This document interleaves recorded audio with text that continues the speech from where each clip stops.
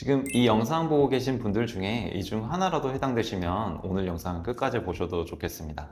허리는 그럭저럭 참을만 한데 다리가 너무 아프신 분, 앉아있으면 괜찮다가 조금 서 있거나 걸으면 다리 통증이 갑자기 확 올라오는 분, 주사는 맞을 때만 잠깐 좋아지고 며칠 지나면 다시 똑같아지는 분, 이제 수술도 고민해 보셔야겠습니다 라는 말을 처음 들어보신 분들입니다. 이런 경우 우리가 흔히 생각하는 디스크 자체가 아니라 전혀 다른 것이 통증의 진짜 원인일 수 있습니다.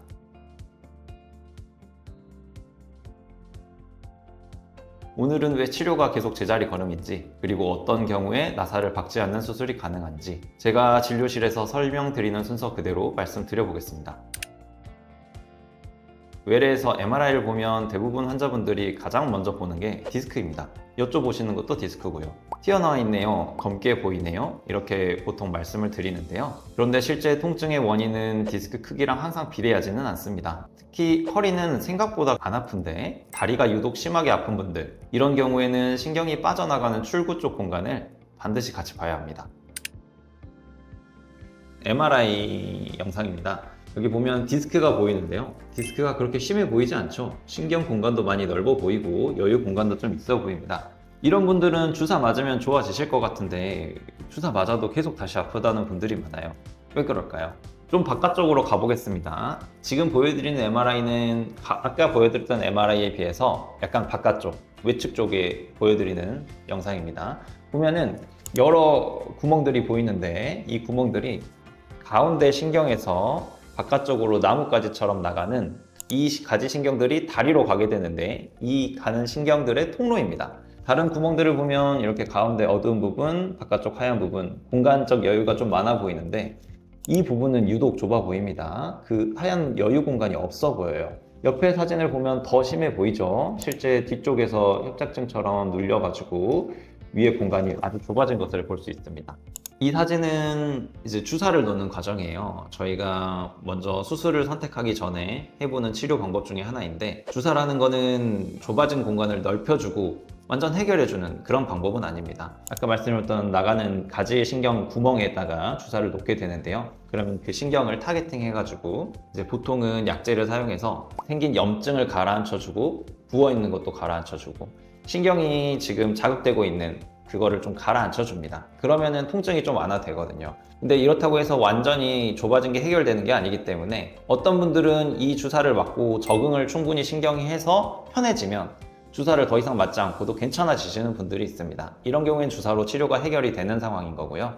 만약에 협착증이 심해서 주사로 해결이 안 되는 경우에는 주사를 맞아도 일시적으로 좋아질 뿐 시간이 지나면 다시 아파지는 분들이 많습니다. 이런 경우에는 그 다음 단계인 수술이나 시술이나 이런 방법을 생각해 보게 되는데요. 여기가 이제 문제가 되는 건데요. 아까 가운데 쪽 부분에서는 크게 심해 보이지 않았지만 바깥쪽으로 가면 이렇게 척 보기에도 다른 부분과 달라지는 좁아진 부분이 보입니다. 이 시점이 되면 주사를 계속 더 맞아볼까가 아니라 이제 치료 방향을 바꿀 시점인가를 고민해 봐야 됩니다.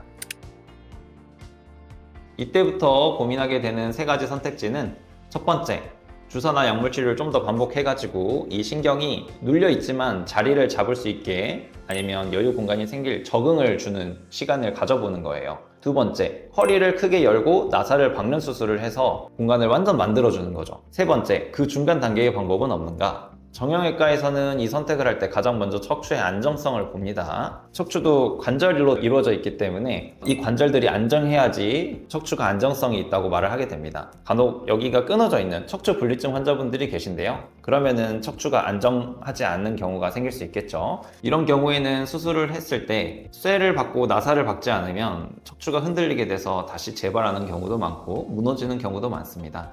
그래서 쇠 박는 수술을 해야 되는 경우가 되는 거고요. 만약에 이런 불안정성이 없다면 무조건 쇠를 박고 공간을 많이 넓혀주는 그런 수술부터 할 필요가 없습니다. 그 대안 중 하나가 양방형 내시경하 추간공 확장술입니다. 이 수술의 핵심 개념은 덜 하는 수술입니다. 허리를 크게 열고 나사를 박고 고정시키는 그런 수술이 아니라 최대한 구조를 유지하면서 나사를 박는 수술에 비해서 유연성도 유지할 수 있겠죠. 출구 쪽 공간만 넓혀주는 수술입니다. 척추를 고정하지 않고 필요한 부분만 해결하는 감압 중심의 수술이라고 이해하시면 되겠습니다. 실제 사례 하나 말씀드리겠습니다. 60대 남성 환자분이었습니다. 5분에서 10분만 걸어도 종아리가 터질 것처럼 아파서 외출이 거의 불가능한 상태였습니다. 아까 말씀드렸던 것처럼 보통은 먼저 약물 치료나 주사 치료를 해보기 때문에 이런 치료를 또 해보셨다고 해요.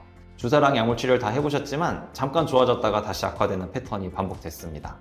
MRI를 보면 디스크도 같이 있었고 협착증도 같이 있었던 분입니다. 이 추간공 쪽으로 나가는 부분을 보면 신경이 마침 또 좁아져 있는 걸 볼 수 있습니다. 척추는 안정성을 갖고 있었고 크게 흔들리지 않았고 유압술이 필요한 상태로 보이진 않았습니다. 문제가 이 딱 한 레벨, 추간공이 막혀 있는 그 부분이었거든요. 이 분에게 허리 전체를 고정하는 수술은 과하다고 판단을 했고 양방향 내시경으로 막힌 통로만 넓혀드렸습니다. 그랬더니 수술 다음날 회진 때 이렇게 말씀하시더라고요. 원장님, 허리는 아직 좀 묵직한데 다리 터지는 통증은 없어졌어요. 다음날 바로 걸으시면서 하신 말씀입니다. 이런 경우가 이 수술의 효과가 가장 분명하게 나타나는 케이스입니다. 좁아진 것을 해결해 줬기 때문에 이제 편해질 수 있으셨던 거죠.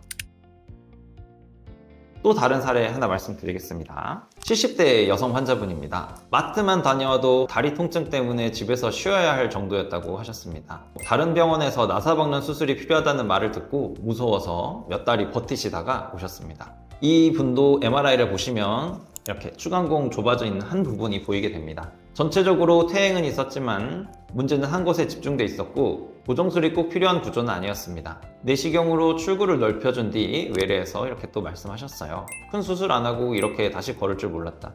이렇게 편하게 될 줄 몰랐다고 하시더라고요.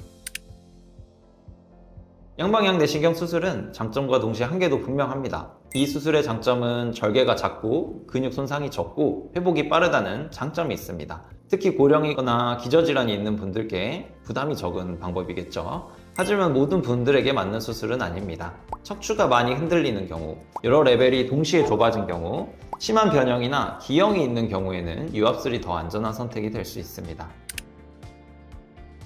수술 후 회복과 관리도 되게 중요한데요. 보통 입원은 이틀에서 3일 정도 권장드리고 보행은 수술 다음 날부터 가능합니다. 상처는 0.5cm에서 0.7cm 정도로 작고 피주머니 제거 후에는 샤워도 비교적 빨리 가능합니다. 다만 꼭 강조드리고 싶은 점은 수술은 끝이 아니라 시작이라는 점입니다. 걷는 거는 가능한데 오래 앉는 거나 무거운 거 들고 그리고 쪼그리는 거 제가 항상 외래 때 오시면 강조드리는 부분인데요. 통증이 좋아졌다고 갑자기 허리를 무리하게 사용한다면 그 해당 부분에 재발도 할 수 있고 다른 부분에서 문제가 또 생길 수도 있습니다. 그렇기 때문에 앞으로의 관리가 매우 중요한 거고요. 허리가 다시 튼튼해지기 전까지는 특히 조심하셔야 되겠습니다. 오늘 말씀드린 양방향 내시경 하 추간공 확장술은 주사는 더 이상 효과가 없고 큰 수술은 부담스럽고 다리 통증 때문에 일상이 무너진 분들께 하나의 현실적인 선택지가 될 수 있는 치료입니다. 중요한 건 어떤 수술이 유행이냐가 아니라 내 구조에 어떤 치료가 맞느냐입니다. 적절한 방법으로 무리하지 않는 선에서 이 문제를 해결할 수 있다면 그게 가장 최선의 선택이라고 생각합니다. 정형외과 전문의 김건우 원장이었습니다. 감사합니다.